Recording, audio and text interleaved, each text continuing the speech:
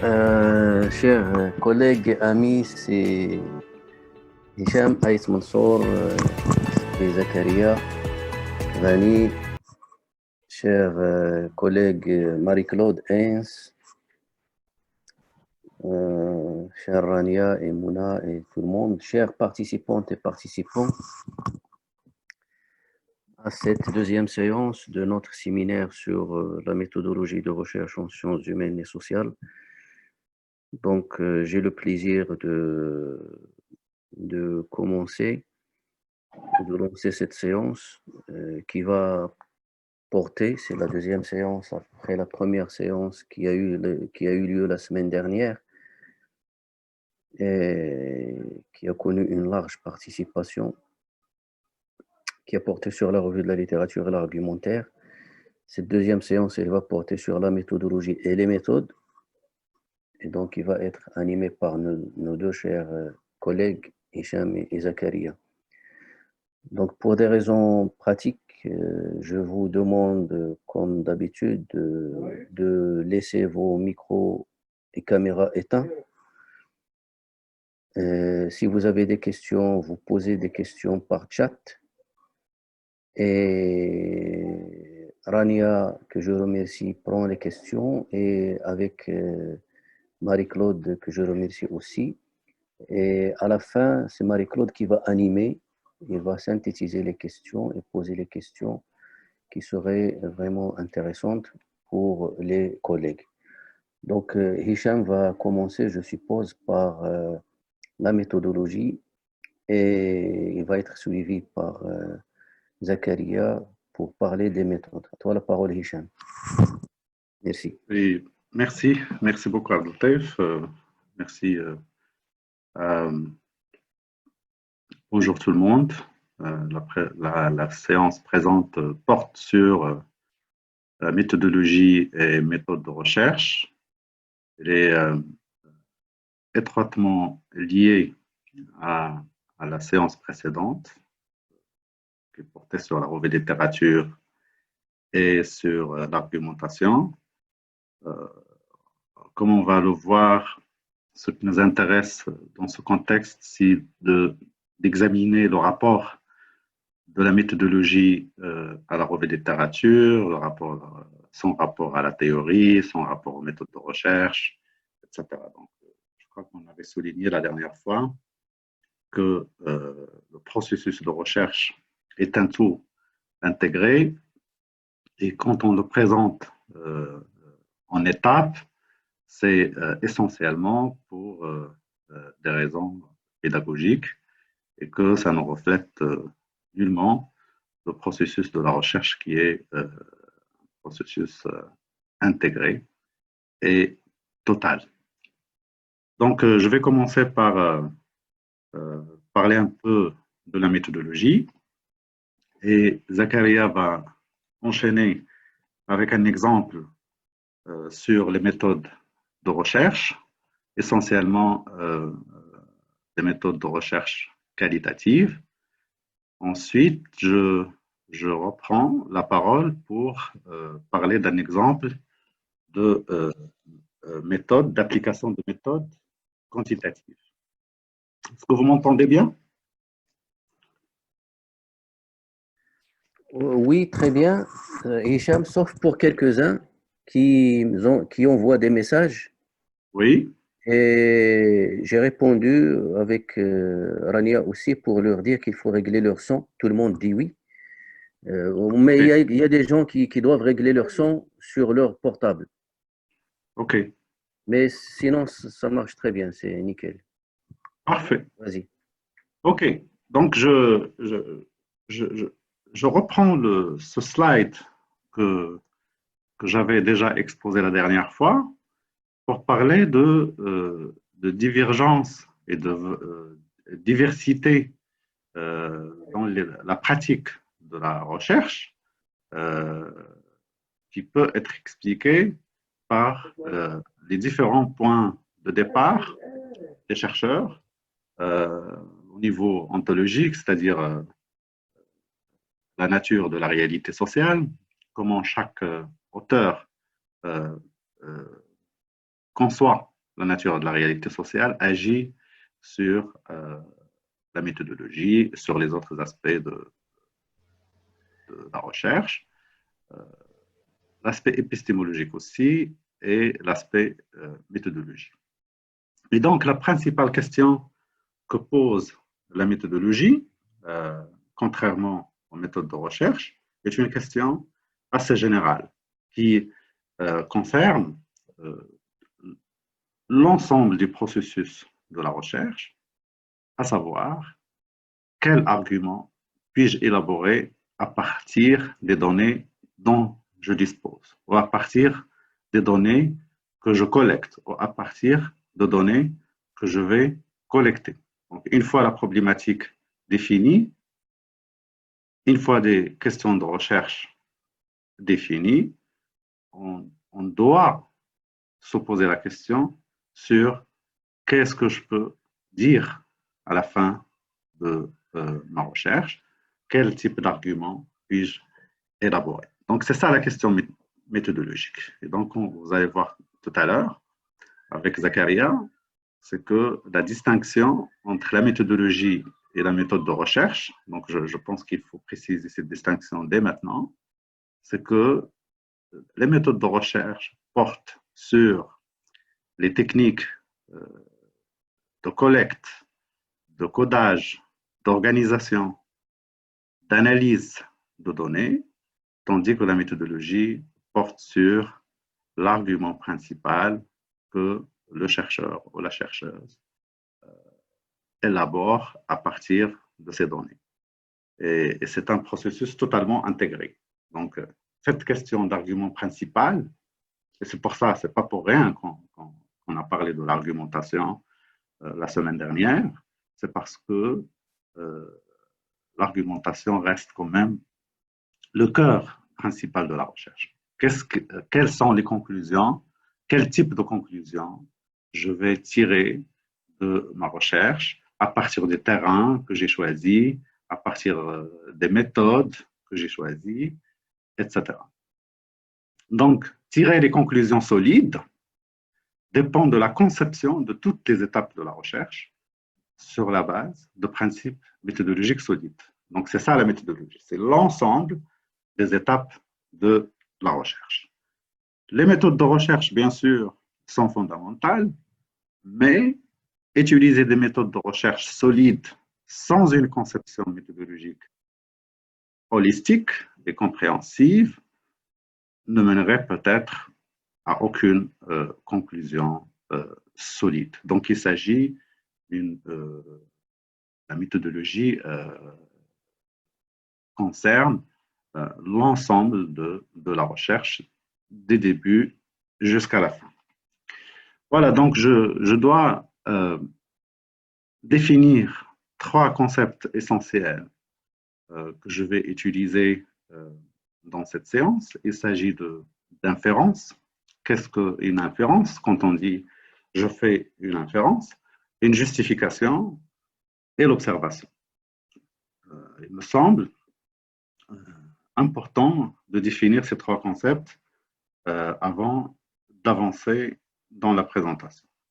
Donc, pour l'inférence, il s'agit d'une opération logique par laquelle on admet une proposition pour vraie en vertu de sa liaison avec d'autres propositions déjà tenues pour vraies. Vous vous rappelez l'argument, l'exemple de l'argument que j'avais donné lors de la première séance, le syllogisme de Socrate.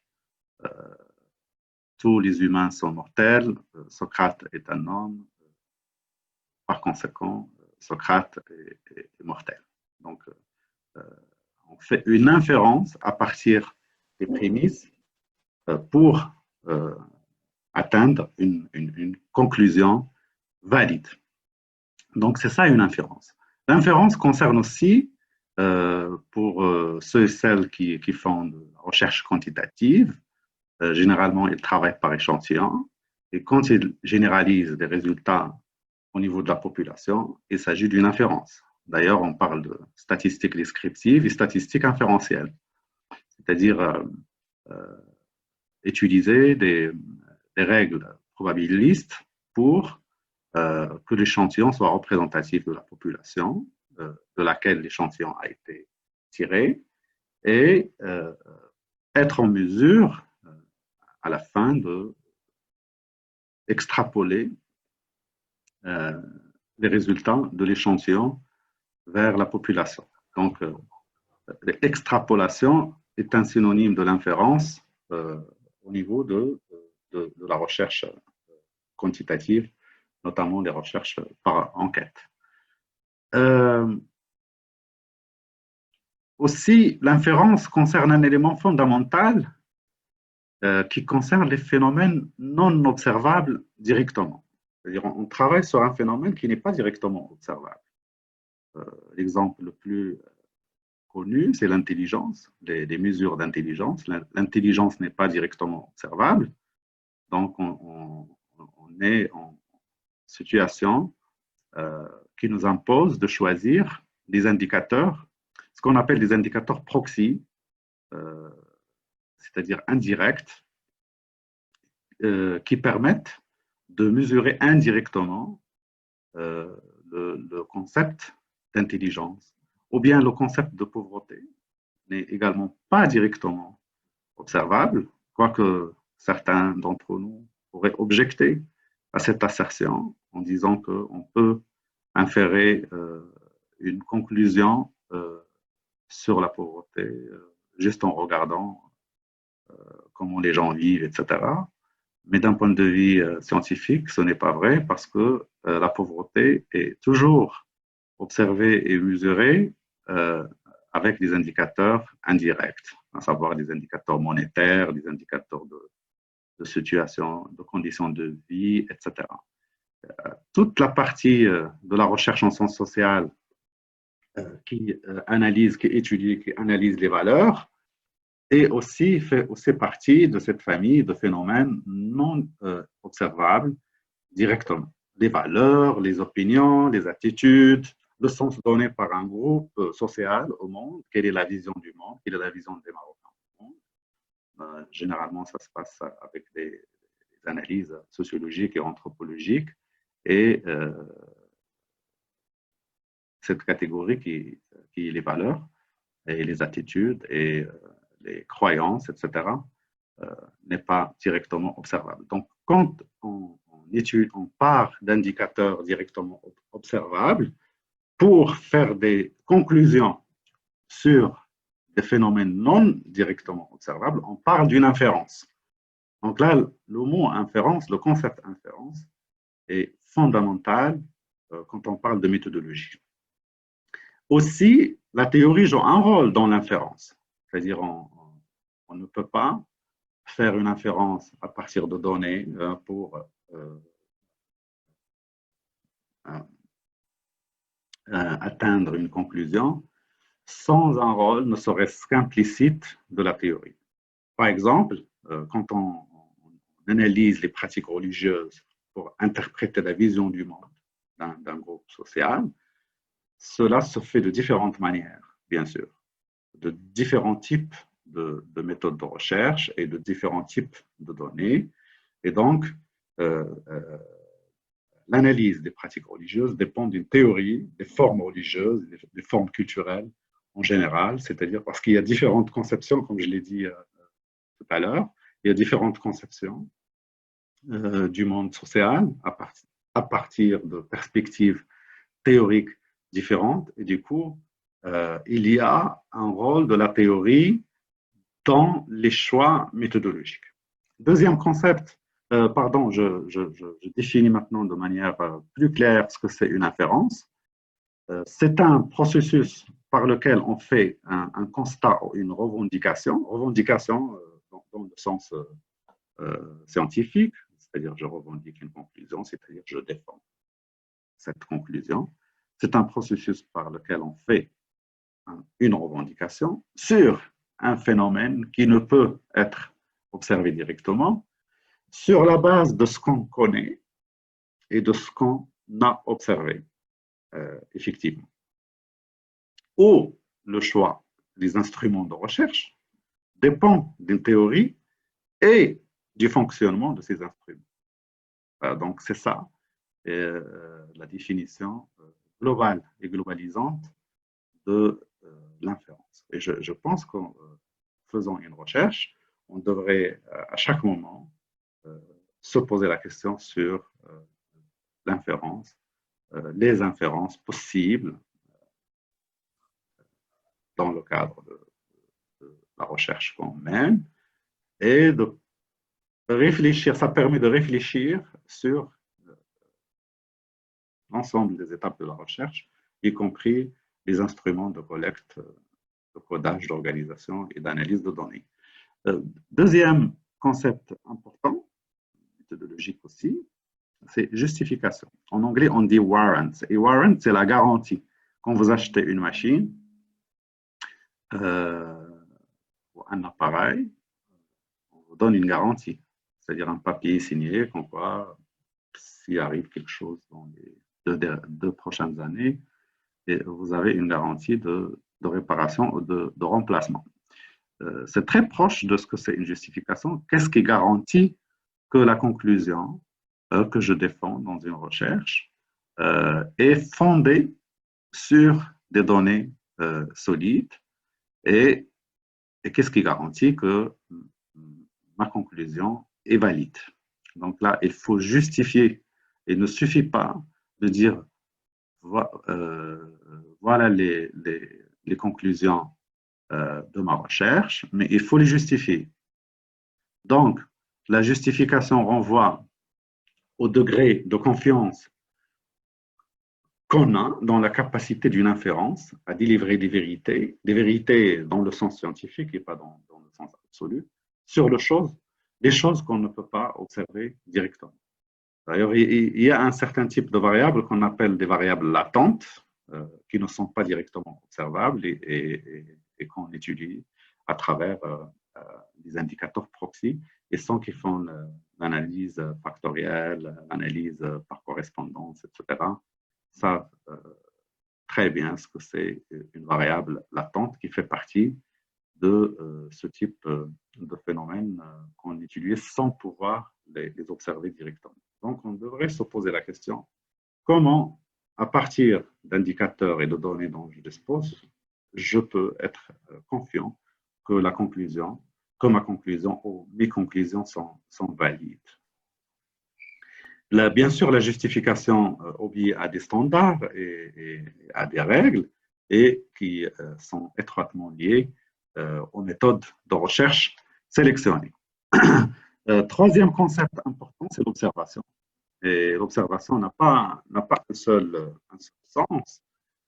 Il concerne, dans le cadre d'une recherche quantitative, la valeur que prend une unité statistique, c'est-à-dire quand vous remplissez un questionnaire, votre nom, votre lieu de naissance, votre âge, niveau d'éducation, etc., ce sont des observations. Chaque réponse à toute question dans le questionnaire est appelée observation. Si vous discutez avec les statisticiens de votre enquête, ils vont vous dire combien d'observations vous avez dans votre enquête. Ça concerne aussi le nombre de cas, les effectifs, l'échantillon, combien d'observations vous avez, c'est-à-dire combien de personnes vous avez enquêtées. L'observation concerne également un ensemble de données sur un comportement, sur une action donnée, où les chercheurs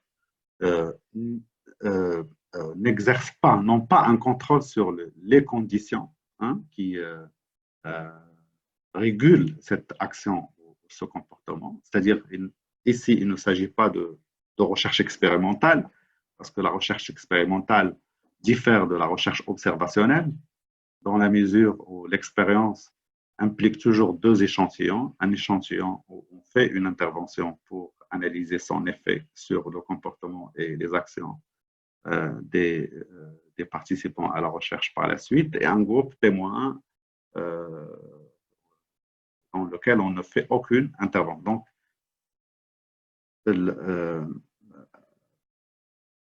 la recherche observationnelle ne fonctionne pas selon ce mode expérimental. Il s'agit de collecter des observations directement dans la population par enquête, que ce soit quantitative ou qualitatif.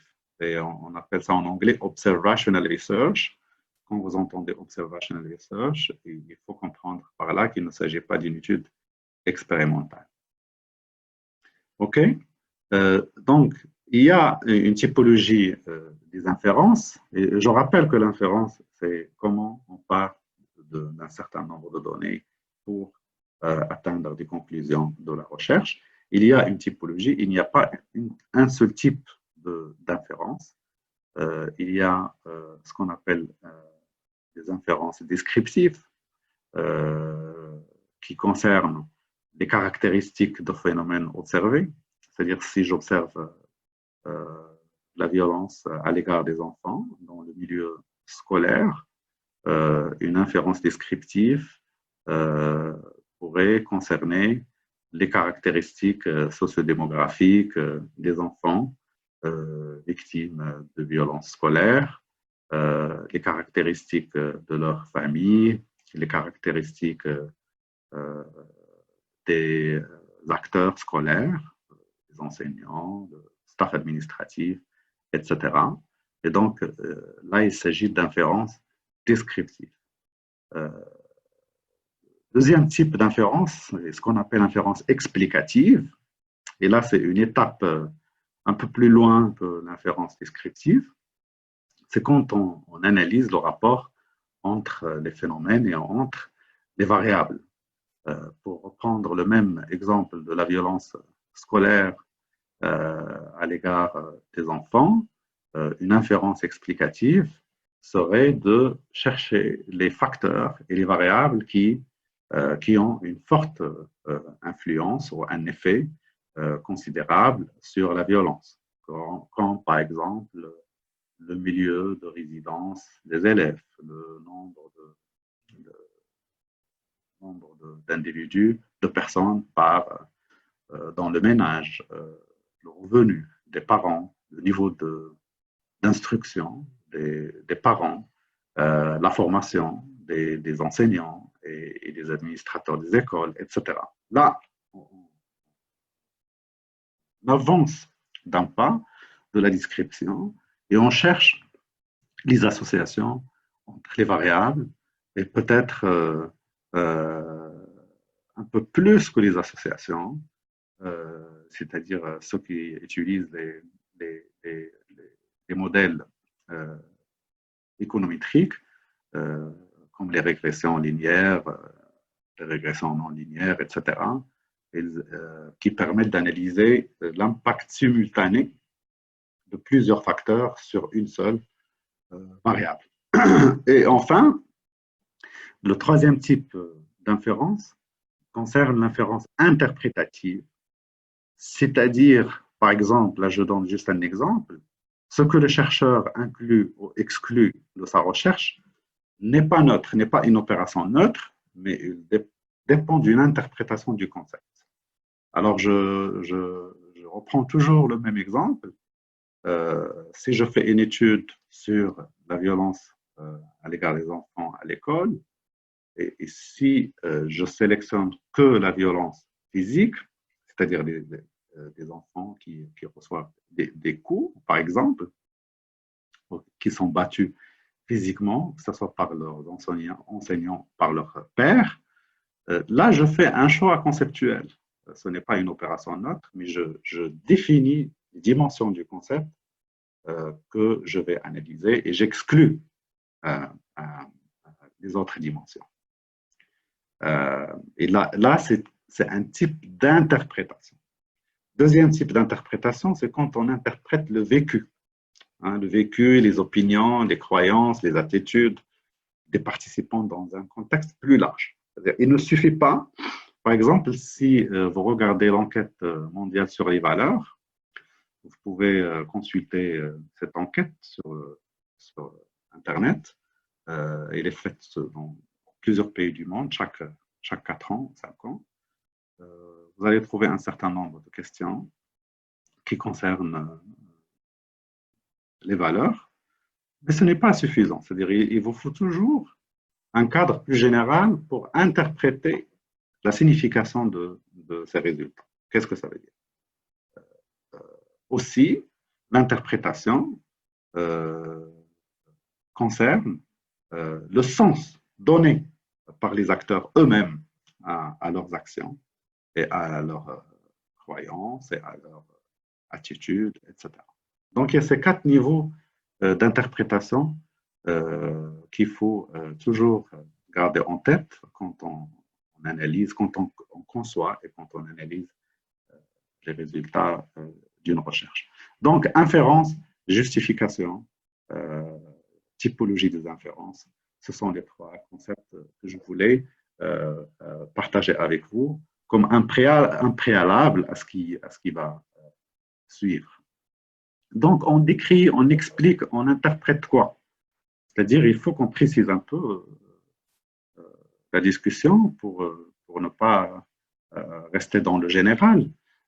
Tous les phénomènes sociaux et économiques et historiques que les sciences humaines et sociales analysent peuvent être catégorisés en moins dans 3 ou 4 catégories. D'abord, il y a des événements. Il y a des événements qu'on doit décrire, expliquer et interpréter. Par exemple, la guerre du Vietnam, ou bien la Deuxième Guerre mondiale, ou bien la Première Guerre mondiale, etc. La prise de la Bastille, etc. Donc, ce n'est pas suffisant de dire qu'un tel événement a eu lieu dans une telle date, etc. Mais il faut le décrire, décrire ses caractéristiques, l'expliquer, c'est-à-dire quels sont les facteurs fondamentaux qui ont joué un rôle important, essentiel, pour que cet événement se produise, etc. Et certains événements ne sont pas totalement intelligibles, voire inintelligibles, comme par exemple le 11 septembre à New York, on ne comprend toujours pas. Il y a plusieurs recherches, plusieurs livres et articles d'historiens, de différents spécialistes en sciences sociales qui ont essayé de rendre intelligible cet événement, qu'est-ce qu'il signifie, etc. Le traitement journalistique n'est en aucun cas suffisant pour comprendre les événements historiques. Okay? Donc, deuxième type de catégorie qu'on décrit, qu'on explique et qu'on interprète, ce sont des situations temporaires. Là, je donne un exemple, les effets socio-économiques de la crise sanitaire actuelle. On peut faire une conclusion sans X et Y, etc. D'abord, on décrit de quoi il s'agit, on explique, et 3, on interprète. Et il s'agit d'une situation temporaire, c'est-à-dire qu'il ne va pas durer dans le temps. Et donc, c'est un double challenge, c'est-à-dire expliquer, analyser un phénomène temporaire n'est pas chose facile. Et il y a aussi les tendances, okay? C'est-à-dire quand on observe, par exemple, là j'ai mis la pauvreté, mais on peut parler d'évolution de la croissance économique au Maroc entre 1960 et 2020, par exemple. Là, il s'agit de tendances entre 2000 et 2020. Et quand vous regardez les graphiques de la croissance économique, c'est sûr qu'on ne comprend pas tout. C'est-à-dire si on observe une augmentation pendant une période donnée, ce n'est pas le graphique qui va vous expliquer pourquoi il y a eu cette augmentation. Il va falloir chercher des facteurs institutionnels, politiques, économiques, sociaux, etc., pour pouvoir comprendre à travers l'explication et l'interprétation ce qui s'est passé exactement pendant cette période. Donc, les graphiques que les économistes présentent sur l'évolution de la croissance économique sur une longue période ne font que décrire un phénomène. Certes, la description est une étape fondamentale. Sans description, on ne peut pas expliquer ni interpréter, mais disons, pour utiliser un langage logique, que la description des phénomènes est nécessaire, mais insuffisante. Elle est nécessaire parce qu'on ne peut pas avancer, On ne peut pas passer aux étapes suivantes, mais elle est insuffisante parce qu'il faut expliquer la signification et éventuellement interpréter ces résultats pour une meilleure intelligibilité. Il y a aussi ce qu'on appelle des régularités. Là, je reprends un exemple d'une théorie, un théorème très connu en économie. C'est une régularité presque universelle qui ne concerne pas tout le monde, mais à chaque fois que le niveau de revenu augmente sur une période donnée, on constate par conséquent que les niveaux de dépenses augmentent. Et c'est vrai pour le Maroc, si vous examinez les enquêtes de niveau de vie des ménages et les enquêtes de consommation et de dépenses des ménages sur 20 ou 25 années, vous allez constater qu'à chaque fois que le revenu augmente, les dépenses augmentent. Il y a bien sûr un certain pourcentage de la population qui n'obéit pas à cette régularité, mais ça ne comment dire, ça ne veut pas dire que cette régularité n'est pas réelle. Donc, c'est une régularité. Parmi les choses qu'on décrit, qu'on explique et qu'on observe, ce sont les régularités. Et enfin, il y a aussi les conditions, c'est-à-dire quelles sont les conditions socio-économiques qui font qu'un phénomène se produise. Là, je viens de donner l'exemple de la croissance économique, par exemple, pour rester un peu dans l'économie. La croissance économique n'augmente pas et ne baisse pas d'elle-même. Il y a bien des conditions politiques, économiques et sociales qui expliquent la dynamique de la croissance économique. Il y a aussi des comportements et des actions sociales qui ne peuvent pas être expliquées exclusivement par la volonté et la capacité d'agir des individus, mais il renvoie également à un contexte social et de socialisation qui explique ne serait-ce qu'en partie ce comportement, cette action, etc. Aussi, ce que pense un groupe social de ses origines ne dépend pas que des personnes qui appartiennent à ce groupe, mais il dépend d'une histoire, de tout un ensemble de faits réels ou imaginés survenus dans le passé et qui passent d'une génération à l'autre, souvent sous forme orale plus qu'écrite, et qui peut être analysé, surtout par les anthropologues qui attaquent ce type de problème à travers des récits racontés par des personnes de référence au sein du groupe social et qu'il va falloir remettre dans un contexte pour rendre intelligibles les conditions qui ont permis que ce type de fait émerge. Donc, les événements, les situations temporaires et les tendances, ils partagent quelque chose, c'est-à-dire ils sont toujours situés dans le temps et dans l'espace, ils ont des lieux et ils ont des temps précis.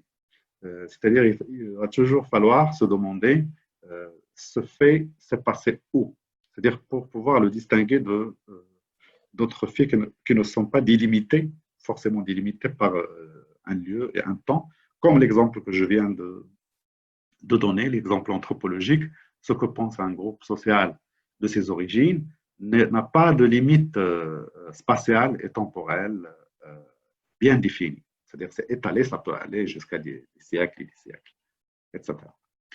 Alors,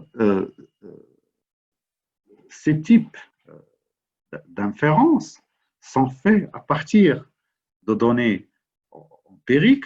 Ils sont, tous les exemples que je viens de citer sont des exemples d'inférences descriptives, mais les chercheurs ne sont pas intéressés que par la description. Ils veulent aller au-delà, souvent. C'est-à-dire, quand on fait une recherche, on veut publier les résultats de cette recherche et on veut, on a envie de produire quelque chose qui a une valeur ajoutée. Et souvent, les recherches qui ont une valeur ajoutée sont les recherches qui vont au-delà de la description et qui produisent des théories, des modèles et des cadres analytiques. Et là, je ne vais pas trop m'attarder là-dessus parce que ça fera l'objet de la séance, les 2 séances prochaines sur l'articulation entre théorie et empirie, mais je voulais juste relier les aspects théoriques aux aspects méthodologiques en disant que les recherches intéressantes arrivent à dépasser le stade descriptif pour produire des théories, des modèles, des cadres d'analyse et plus tard par la suite au niveau de toute la communauté de chercheurs et il s'agira de paradigmes. Alors, c'est quoi la fonction de ces théories modèles, des théories des modèles et des cadres analytiques? C'est de pouvoir réduire les données. Ça, c'est une opération méthodologico-théorique fondamentale. C'est-à-dire, on est en face d'une réalité sociale assez complexe. Comme le disait le sociologue Max Weber, il disait que le social est infiniment complexe et inépuisable. On ne peut jamais l'épuiser. C'est-à-dire, il n'y a pas de modèle qui peut expliquer toute la complexité du social. Et si on s'amuse à collecter des données sur un fait social ou économique ou historique donné, tous les faits, on n'en finira jamais et on ne pourra pas analyser ces données. Donc, la recherche au fil du temps a inventé ce qu'on appelle théorie. D'ailleurs, théorie, ça vient du grec théoria, et théoria, c'est lié en quelque sorte à une certaine divinité, c'est-à-dire voir des choses que les gens ordinaires ne peuvent pas voir. Et au niveau de la recherche, une théorie, c'est-à-dire pouvoir aller au-delà de ce qui apparaît au regard ordinaire, au-delà de ce qui est directement perceptible par les sens.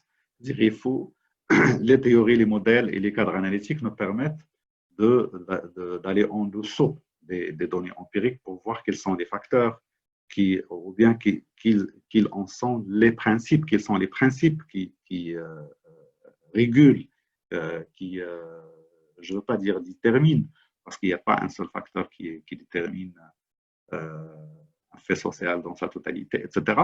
En gros, il s'agit de principes de parcimonie. Donc, vous savez ce que c'est un principe de parcimonie. C'est un principe d'économie, c'est-à-dire utiliser un minimum de facteurs élémentaires pour expliquer un phénomène complexe. Et donc, un des critères de jugement d'un modèle, d'un cadre analytique ou d'une théorie, c'est le principe de parcimonie. Si vous faites une recherche et vous arrivez à expliquer un phénomène avec un minimum de facteurs, là, votre recherche répond aux critères de parcimonie et il devient praticable, il devient utilisable, etc. Et ça ne veut pas dire qu'un seul modèle, au cadre analytique ou théorie, peut absorber l'ensemble du réel. Mais comme disait un chercheur britannique, je me rappelle que de son nom de famille, Box, B-O comme box, comme boîte, qui disait tous les modèles sont faux, mais certains sont utiles. C'est-à-dire que les modèles nous aident, même s'ils n'expliquent pas la totalité du réel, ils nous aident à approcher la réalité complexe sous un angle heuristique, c'est-à-dire qu'il nous permet de voir des choses qu'on ne voyait pas avant d'utiliser le modèle. Donc, je donne 2 exemples très limpides sur le principe de parcimonie. Il y a d'abord The Theory of Situational Crime Prevention. Ça vient de cet auteur, Clark, qui veut expliquer la criminalité par un minimum de facteurs pour pouvoir inspirer les politiques de lutte contre la criminalité. Donc, il dit, contrairement à ce qui paraît empiriquement, c'est-à-dire quand on analyse, on collecte les données sur la criminalité, on ne voit pas vraiment quels sont les facteurs déterminants. Est-ce que c'est le facteur économique? Est-ce que c'est le facteur social? Est-ce que c'est l'histoire des individus il y a 10 000 théories qui tentent d'expliquer le crime, mais lui, il est arrivé, au bout d'un certain nombre d'années, à élaborer une théorie parcimonieuse et qui postule que tous les actes criminels, tout, là je souligne tout, peuvent être expliqués par la présence d'une opportunité, une personne opportuniste. C'est un modèle très économique. Dès qu'on est en face d'une opportunité et d'une personne opportuniste, un acte criminel peut potentiellement se produire. Elle est le produit d'interaction entre les dispositions d'une personne à commettre un crime et des opportunités situationnelles. Et du coup, pour cet auteur, pour réduire la criminalité, il faut agir sur les opportunités. C'est-à-dire, par exemple, utiliser des caméras dans des lieux où le crime est potentiel, l'éclairage public, etc. Donc, tout ce qui peut réduire, briser ce rapport entre les situations qui offrent des opportunités et la personne qui est tentée, quand cette opportunité se présente de commettre un crime, peut éventuellement réduire le taux de criminalité. Le deuxième exemple, c'est la théorie de Robert Merton. C'est un grand sociologue américain, très connu chez les sociologues et les anthropologues. Sa théorie diffère de la première théorie. Il utilise le concept d'anomie, de anomie theory of crime. Pour lui, ce n'est pas comme le premier exemple, mais pour lui, il explique la criminalité par le décalage entre les objectifs socialement légitimes dans une société et les moyens qui sont disponibles aux individus pour réaliser ces objectifs. Et le contexte dans lequel Merton a élaboré cette théorie, c'était des contextes de crise économique aux États-Unis et augmentation du taux de criminalité. Donc, pour lui, il a fait une analyse critique du projet culturel so-called American Dream, en disant que ce n'est pas, ça reste juste une idéologie de dire que toutes les personnes qui travaillent sérieusement vont réussir socialement. Ce n'est pas vrai parce que les moyens sont inégalement distribués dans la société et donc les individus ne sont pas à effort égal, ne sont pas en mesure d'atteindre, de réussir socialement. Et donc, ils utilisent des manières illégitimes pour pouvoir réussir socialement. Voilà donc deux exemples de ce que le principe de parcimonie permet de faire. Et c'est fondamentalement une opération méthodologique, c'est-à-dire que si vous voulez que votre recherche respecte ce principe, et ça implique de commencer la réflexion dès les premiers moments de conception et non après. Une fois vous avez collecté des données, c'est déjà un peu trop tard, je crois. Donc, je finis avec une opération qui n'est pas moins importante, voire fondamentale, aussi, qui est étroitement liée à la méthodologie, c'est la construction des concepts ou la formation des concepts. On dit en anglais concept formation. Concept formation, c'est-à-dire comment on délimite les contours d'un concept pour pouvoir l'utiliser dans une recherche. Parce que les données qu'on collecte, elles dépendent étroitement de la délimitation du périmètre d'un concept. Quand on utilise un mot dans le langage ordinaire, qu'on utilise dans la vie quotidienne, généralement, les mots qu'on utilise dans la vie quotidienne ont un sens très général, c'est-à-dire qu'ils peuvent s'appliquer à différentes situation. Quand il s'agit d'un concept scientifique, on ne peut pas se permettre ce luxe, cette économie, d'utiliser des termes généraux, mais il faut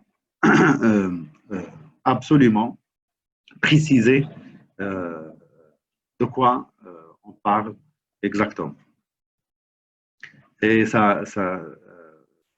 c'est vraiment critique de préciser le périmètre d'un concept parce qu'il détermine le type de données qu'on va collecter par la suite. Donc, un concept, c'est quoi? C'est un ensemble d'attributs, attributes, de qualités, de propriétés. Je rappelle toujours le premier exemple d'argument que j'avais donné, tous les humains sont mortels, c'est-à-dire que les humains, c'est des sujets, c'est le sujet, et la mortalité, c'est un prédicat, c'est une propriété, c'est une qualité. Le ciel est bleu, c'est une qualité, c'est une propriété. Un tel est sérieux, un tel n'est pas sérieux. C'est-à-dire, on ne fait, tout le temps, on ne fait qu'attribuer des qualités à des objets et à des sujets. Cette table est rouge ou cette table est blanche. Le temps est agréable aujourd'hui. C'est un exemple qui reflète aussi la manière dont on pense généralement. On attribue des qualités à des objets et à des sujets. Et donc, le concept, c'est un ensemble de qualités, de propriétés qui servent à cerner les traits d'un phénomène auquel ce concept se réfère. Je dois préciser la différence entre un concept et une notion. Une notion, elle est généralement plus générale que le concept. C'est le background du concept, c'est l'arrière-plan du concept.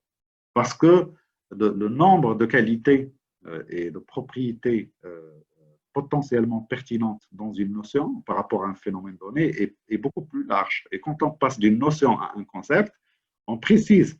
Je donne l'exemple du sociologue Bourdieu, Pierre Bourdieu par exemple. Il a un concept fondamental dans sa théorie du monde social, c'est le concept du capital. Le capital est une notion, mais quand il passe de la notion du capital au concept de capital social, ou bien au concept de capital culturel, au capital économique, au capital symbolique, là, il opère un passage d'une notion à un concept. La même chose quand on parle de phénomènes qu'on analyse tout le temps, quand on parle de la pauvreté par exemple, c'est une notion, la pauvreté est une notion, chacun peut penser à des qualités, à des propriétés différentes, la pauvreté monétaire, l'exclusion sociale, la privation relative, c'est-à-dire on n'est pas pauvre dans l'absolu, mais toujours par rapport à quelqu'un d'autre, par rapport au niveau moyen de ressources disponibles au sein de la société, etc. Donc, ce passage entre la notion, ce passage de la notion au concept, il est déterminant.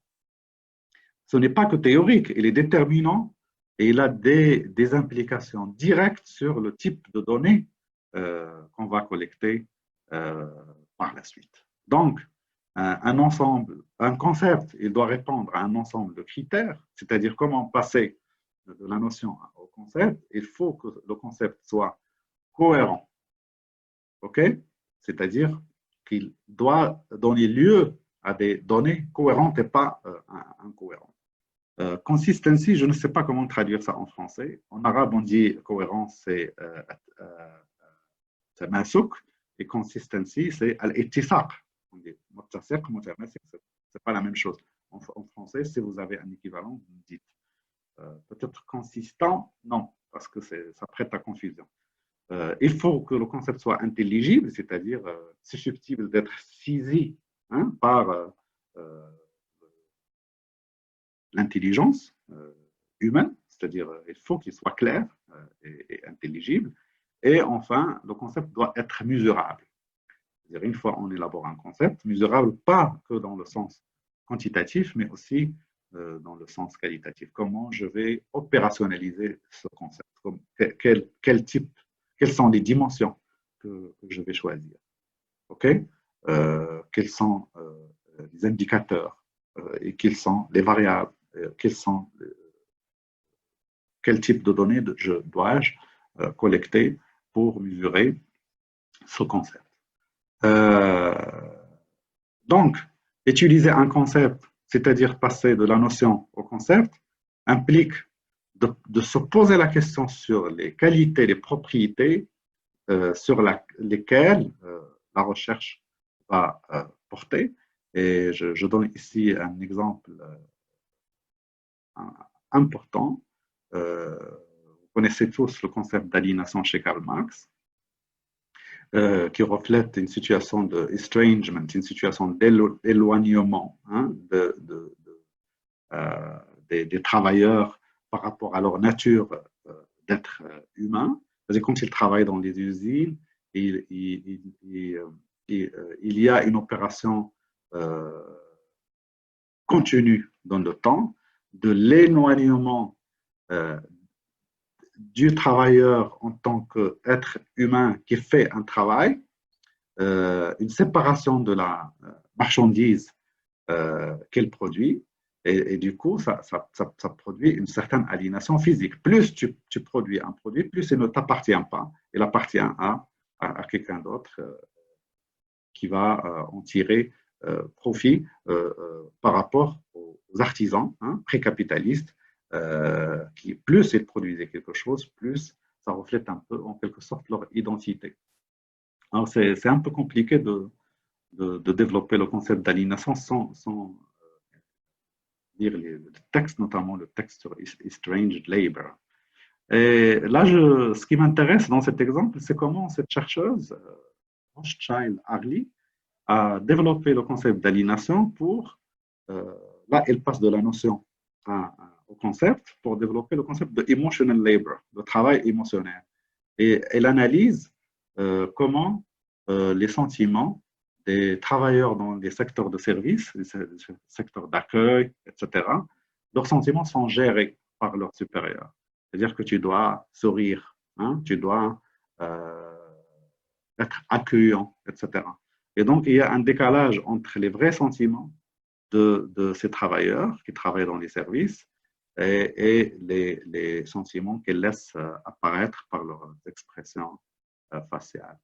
Et vous voyez là, il y a un passage de la notion au concept avec une dimension assez précise. Là, il s'agit d'aliénation émotionnelle, c'est-à-dire qu'il n'y a aucun lien entre les expressions, entre les sentiments qu'ils font, parce qu'ils sont formés, ils doivent sourire, on dit le client est un roi, et donc il faut que le travailleur fasse tout ce qu'il faut pour que le client soit satisfait, y compris le grand sourire, même si ça ne reflète pas un vrai sentiment. OK, donc je crois que je ne sais pas combien de temps là j'ai. Est-ce que j'ai dépassé les 30 minutes, je crois? Ah, Latif? Un peu, mais c'est pas grave. De toute façon, c'est très intéressant ce que tu es en train de développer. OK, je vais finir dans une minute. Donc, le processus de formation de concept demande une précision de la notion, hein, c'est-à-dire il faut préciser cette notion pour passer de la notion au concept, définir le périmètre et les contours. On va voir ça avec Zakaria, quand il va parler de méthode de recherche. Quel est le rôle des concepts dans la sélection de méthodes de recherche? Parfois, son rôle est implicite, mais il est toujours là. Et quel est l'objectif? C'est convertir le concept en des dimensions observables.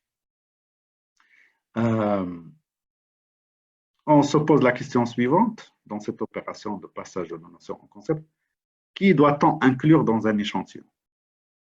Ça, c'est fondamental. Et là, vous voyez le rapport entre concept, entre théorie et concept et méthode de recherche. Et la méthodologie, c'est toute l'opération qui encadre tout le processus. Donc, seuls les cas qui correspondent à la définition du concept choisi doivent faire partie de l'échantillon de la recherche. Donc, voilà, je m'arrête là.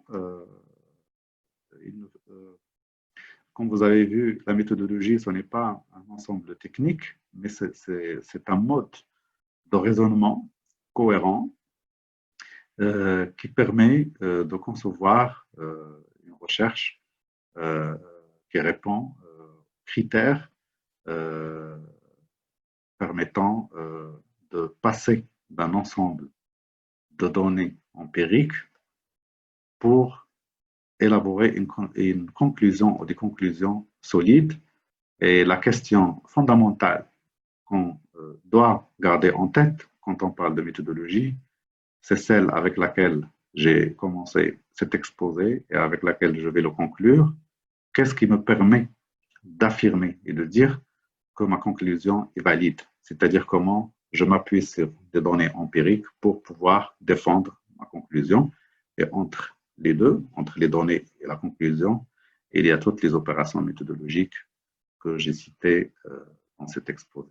Voilà, merci.